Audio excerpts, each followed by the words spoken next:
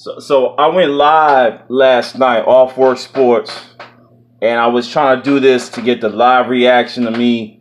I was at the bar watching the fight, and I said in my video before this fight, it's going to be the toughest fight for Deontay Wilder, and he's going to have a lot of trouble with the taller fighter, somebody of equal height, with equal length. It showed itself tonight that Deontay Wilder lost his fight. The politics behind it are obvious. I want to be a statistician first. Let's go over the stats, and I'll show you why I think Tyson Fury won the fight. Even if you throw in the 10-8 rounds, or even if I'll make it even better for you. If you throw in a 10-7 round, all right, if that's even possible, this for sure, it can only be 10-8. But if I even threw that in, Deontay Wilder still lost. Let me tell you why. Statistic-wise, ConcuBox, okay? Wilder, from a jab perspective, landed 16%. He threw 248. He landed 40, okay? On the other side of him, Mr. Tyson Fury, this is what he was doing all night, and he should have done all night. I'm going to get to that in a second. Again, 223 shots thrown, 48 landed, had a 21% percentage for jabs. Advantage Fury. Next up, 31 shots thrown, 182 shots thrown, 31 landed, 17% for power shots. Okay? Even though Deontay did the most with his power shots, he still only landed at a 17 percentile. Okay? 31 out of 182. What did Tyson Fury do? 104 shots thrown, 38 landed. I mean, the numbers speak for themselves. That makes 17% versus a 37% power rating for a guy that's really not known as a power puncher, Mr. Tyson Fury. The last stat, so that's two out of 3 stats that they track that on ConcuBox that he's higher.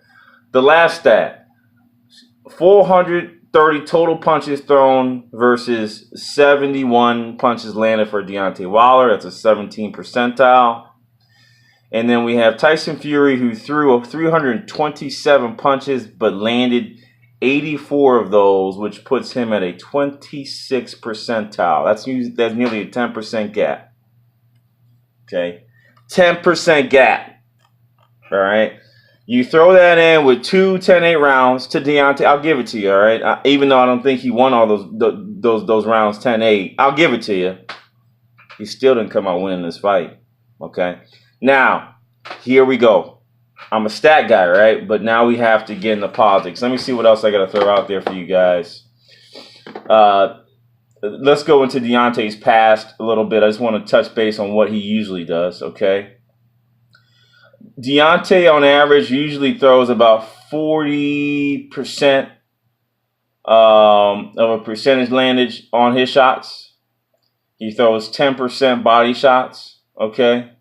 So he's nowhere near his averages. Jab-wise, Deontay's usually at 32%, throwing about 24 per round. Lands about 8, okay? So 32%. Already, you see where he lost? Okay, I'll go back and slow that down for you. Deontay in this fight threw 16%, landed 16% of his jabs. He averages 32%. Why? The man's 6'9" and can move. Tyson Fury is 6'9" and he can move. This is the most athletic defensive fighter that Deontay has ever faced in his career. That's why I worried about him. I thought he had the advantage maybe because of the timing aspect with Mr. Fury coming back from a long layoff. Let's get into another stat real quick. Power shots. Deontay usually lands 53% of his power shots. We already saw it on the other screen. 17% landed in this fight. Tyson's Fury defense took away from this guy right now. It's tough getting adjusted, especially when you're a 6'7" guy and everyone's always smaller than you, and you can land at will with your long reach. And again, height doesn't necessarily mean you have a long reach. However, Deontay does have a good long reach. Tyson Fury has a longer, if not, or a longer body and a harder dynamic to hit. You know, it's kind of like the lion going after the giraffe. Lions don't hunt giraffes all the time. Bad example, but they don't hunt giraffes all the freaking time, right? Because it's hard to get up there. It's hard to maneuver to get that neck. Where Tyson Fury lost this fight, okay? Even though he didn't lose. Let me tell you where he lost. Stop playing games, Tyson, in these fights. You got to stop playing games, okay? Putting your hand behind your back, moving in, ducking down, losing your giraffe advantage, ducking your head down, getting in his face. Tyson Fury lost his fight. He allowed himself to be hit. Mayweather, on the other hand, or another top-tier fighter, would have been jabbing his life away, getting away from Deontay, respecting his power. Or give respect to Tyson. He says, F it, I'm a fighter, and I want to see what he has. Let's go. Let's bang. Let's give it for the fans. He does it for the fans. But he hurt himself. He could have had an easy win, jabbing away, stepping back.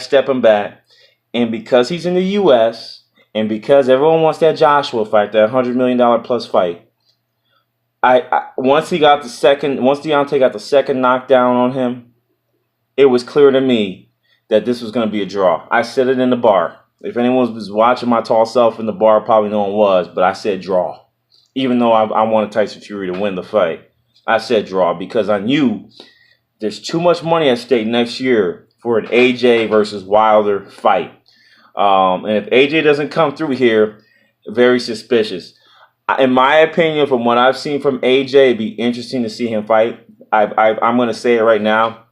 Klitschko has the better body of work versus Fury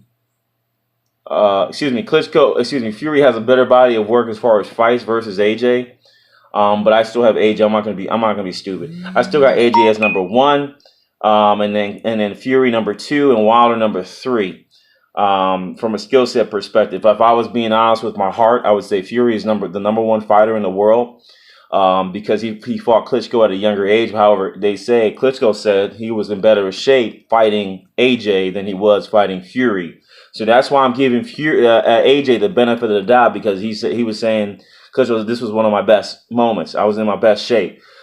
That's my only reason. And AJ knocked out Klitschko. Okay, Fury's not a knockout artist. He's a defensive fighter.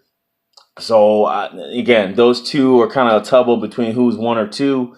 And Deontay Wilder is very close second, right? If I could put a 3 in a row number 1s, it would be that.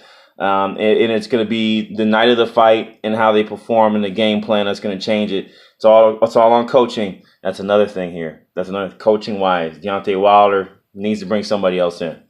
He really does. He's too one-dimensional. He needs other things in his game. I know his current coach is probably doing that in the practice field, but when it comes to game time, he's not bringing it to play. So again, great fight. Fury won, no doubt. But American soil, $100 million next year versus AJ. No way around this, bro. You know you're not gonna come on this soil and win that fight with all that money at stake. Let's be honest, it's not gonna work out. That's why the judge, the Mexican judge or Hispanic judge, I'm saying that so we know the name differences, voted in favor of Wilder in such a disproportionate manner. There's too much money at stake, and it's not going to be left out. He's not going to lose this fight. It's a Canelo situation. It is what it is. First fight Canelo situation. It is what it is. Let's move forward.